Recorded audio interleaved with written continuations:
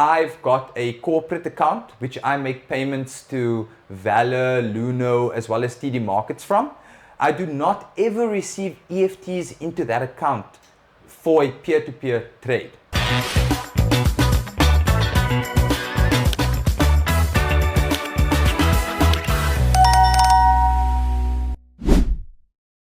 Hi there guys, I'm David. I'm sitting here with Keenan as well as Luca. Thank you so much for tuning into Quick Trader. For those of you guys who are new, stay tuned. We've got some cool stuff to talk about today. For those of you who are returning, welcome. Thank you so much. And yeah, today we're going to talk about our launch party. Yeah.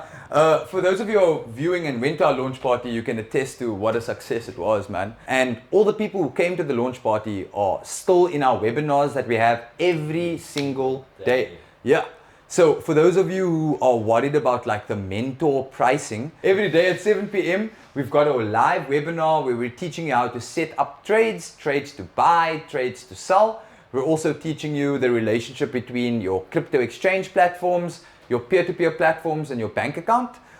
We run through do's and don'ts, as well as practicing due diligence, as well as other topics, all in our webinar, which you're not going to get into. If you're interested, join our webinar and we'll chat about it. Yeah. And then with regards to the event, we mentioned in one of our previous videos, Jordan as well as Brandon, one of the two TD Markets and Bybit. Yeah. So Brandon was at the event all 3 days, chatting about TD Markets, crypto exchange platforms, how to spot, how to diversify your investment portfolio.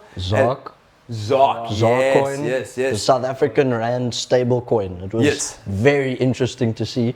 We've got our own USDT for South Africa. Yeah, we've got our own stable coin, is what ZOC is. So giving out people, like I think over the weekend we gave out people like 300 rands worth of cryptocurrency. Way more, man. No, per person.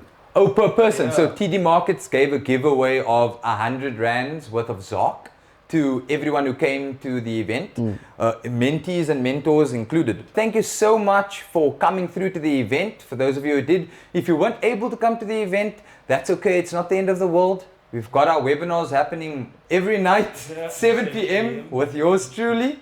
I'll be there chatting through peer-to-peer systems as well as the crypto exchange platforms, how to maintain relationships and things like that.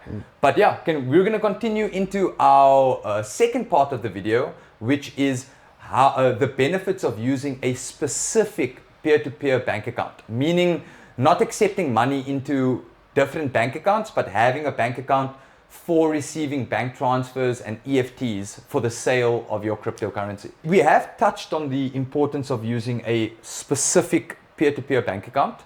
But today we're going to delve into what that entails, what are the benefits of doing that. But yeah, me personally, I've got a corporate account which I make payments to Valor, Luno, as well as TD Markets from. I do not ever receive EFTs into that account for a peer-to-peer trade. So me paying Valor and Luno, it's never coming from an account that I do peer-to-peer trading with. And because I use that system, my debit orders always come off the same account. My salary always gets paid into the same account. And I never have to deal with blockages or freezes of that account. That's the system I practice at the moment. I don't know if you guys, do you do the same thing? I've taken a lot of inspiration from your system. It's been working very well. I think it's important, definitely, just to separate your personal life and then 100%.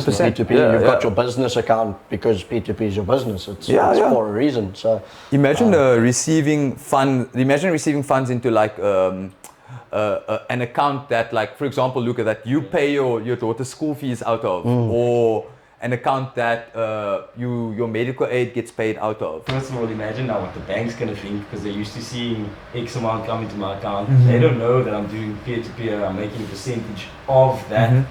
Now, large sum, if it's a large sum, for example. Like, let me just use an example of 10,000 rand. If 10,000 rand just randomly comes into my account, bank's going to want to know where it's coming from. You know? And they're going to assume it's a salary or some kind of pay. They're not going to assume like, like 90% of that was cost. Yeah. But like of the 10,000 rand, only like 1,000 was profit. You'll be taxed accordingly as it's 10,000 coming in as your money, basically. Yes, but obviously if you're doing trades through a corporate account, a business account, when money is coming in, there's already your business banker, whoever's looking at your account, already knows that there is a good chance that all of this isn't profit, right? Yeah. Because it's a corporate account, when money comes into that bank account, if it's corporate, there's a culture and assumption that that is cost of the product is included in the amount received. It's different when it comes to personal accounts. Usually with personal accounts, when money comes in, that's your profit or income in its entirety. So that's how our SARS would treat money coming into that, into a personal account, which is, brings us back to our first point, which is why you want to use a specific account. You've spoken to your bank knows you do peer-to-peer trades through this account, and all you do with this account is to receive money from your sales and your transactions. Just to make it clear, just in case it's a bit fast, so you'll have your business account and then you'll have a separate dedicated P2P account, which is going to receive the payments, you'll withdraw that and deposit it into the business account. Yeah, but we will elaborate on that because for someone listening or just jumping in, this might seem very confusing, but essentially what we're trying to do is isolate our activities, right? If we receive money into our bank account, we want to withdraw that money and make payments to Valor, Luno, and TD Markets using a corporate account. Preferably, you can still use a personal account to make payments to those accounts. It's just difficult to do a personal account. You just need to get an accountant to declare what's cost and what's income before interest or before expenses, right? You'll need to be able to declare those things. And pretty much as you're trading, it's important to record things meticulously. I think also when you're swapping your percentage rates, like your sale rates, you need to obviously keep that in mind as well, because you can't have your accountant now guesstimating between 100%. percentages the whole time. I had a scenario where I received money for a trade. This was still like early days. I didn't really have a system around P2P. I received like $700 for a trade, and I had sent that money, I had EFT'd it from that account to my Valor account, and that 700 Rand, the person who had made that payment for crypto, I'd given them crypto, but they then tried to get their money back without sending the crypto back to me. They basically wanted to get a refund. Chargeback fraud, right? It's chargeback fraud. So they tried to get a refund, but keeping the product. So keeping my crypto, but trying to get their money back. So when that happened, my bank account flagged. So my bank account was put on hold so that the investigator could get the proof of sale from me and the cryptographic proof of payment. But during this time, the account must be put on hold during this investigation. But because I had EFT'd Valor, my Valor account had also gotten reported. So now my Valor was put on hold because I had EFT'd that money straight to Valor. What you should do is withdraw that money and only pay Valor from an account that you don't receive EFTs or bank transfers for trades into, right? You can't receive, the account that pays your crypto exchange platforms shouldn't be the bank account that you receive trading money into, because you are now jeopardizing your relationship with your crypto exchange platform. 100%. You do incur cash deposit fees and withdrawal fees to do this, but these are your business expenses to practice due diligence and practice caution for those bank accounts. Anyway, guys, we're gonna stop here for today's video. We will continue with this topic. We're not done. Don't worry, we've got a lot of information to give you regarding this. And we'll continue in the next. I'll still be with Keenan and Luca, hopefully.